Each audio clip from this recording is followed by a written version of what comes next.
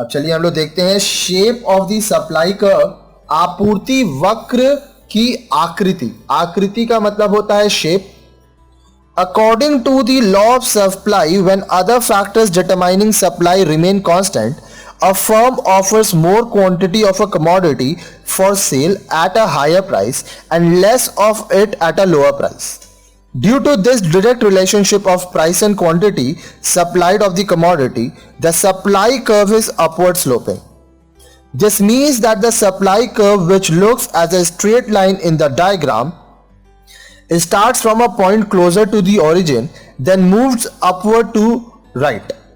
Now the question arises, why does the firm supply more quantity of a commodity at a higher price and less of it at a lower price? That is, why does the supply curve slopes upwards? The following factors are responsible for upward slope of the supply curve.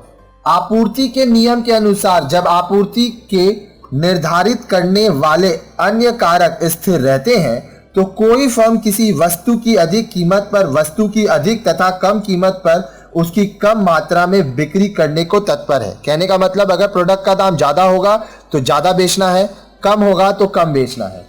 वस्तु की कीमत तथा आपूर्ति की मात्रा में इस प्रत्यक्ष संबंध के कारण आपूर्ति वक्र ऊपर की ओर ढाल वाला होता है। ये जो सप्लाई कर्व में आप देख पाते हो कि स्ट्रेट लाइन है, ये अपवर्ड स्लोपिंग होता है इसका। अब प्रश्न उठता है कि कोई फर्म किसी वस्तु की अधिक कीमत पर अधिक तथा कम कीमत पर उसकी कम मात्रा में आपूर्ति क्यों करती है, अर्थात आपूर्ति वक्र का ऊपर की ओर ढाल क्यों होता है। आपूर्ति वक्र सप्लाई कर्व के ऊपर की ओर ढालू होने के लिए निम्नलिखित कारक उत्तरदायित्व हैं। तो आइए देखते हैं ये कारक क्या है जिसके वजह से जब माल का दाम बढ़ता है तो ज्यादा सप्लाई होता है, जब माल का दाम कम होता है तो कम सप्लाई होता है। देखिए, a rise in price of the commodity causes rise in profit. As a result, the firm are induced to supply more quantity of the commodity to increase profit. वस्तु की कीमत में वृद्धि से लाभ में वृद्धि होती है। वृद्धि होना मतलब राइज करना, ग्रोथ करना।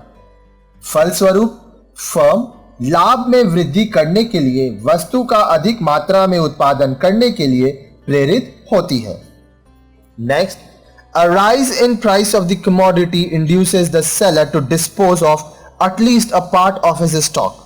The reverse happens when there is a fall in the price of the commodity. वस्तु की कीमत में वृद्धि विक्रेता को अपने स्टॉक का कम से कम एक भाग बेचने के लिए प्रेरित करता है। जब वस्तु की कीमत में कमी होती है तो इसके विपरीत होता है। कहने का मतलब, जो आपके पास प्रोडक्ट है, जो स्टॉक है, अगर दाम बढ़ा है तो आप चाहोगे कि सारा स्टॉक निकल जाए ताकि आपका ज्यादा प्रॉफिट हो। अगर दाम कम हो रहा है तो आप अपने स्टॉक को बचा के रखोगे तब तक के लिए जब तक उसका दाम बढ़ता नहीं है। Next, an increase in the price of the commodity causing higher profit attracts the new firms to enter the market and this adds to the supply of the commodity leading to more quantity supplied at a higher price. वस्तु की कीमत में वृद्धि होने के कारण अधिक लाभ नई फर्मों को बाजार में प्रवेश करने के लिए आकर्षित करता है। इससे आपूर्ति में और वृद्धि होती है जिससे अधिक कीमत पर अधिक मात्रा में वस्तु की आपूर्ति होती है। डिमांड ज्यादा रहेगा, जब प्राइस बढ़ रहा है तो प्रॉफिट ज्यादा होगा, प्रॉफिट ज्यादा होगा तो बहुत लोग नए मार्केट में आएंगे प्रॉफिट कमाने के लिए, इसलिए क्या होगा, सप्लाई बढ़ता जाएगा।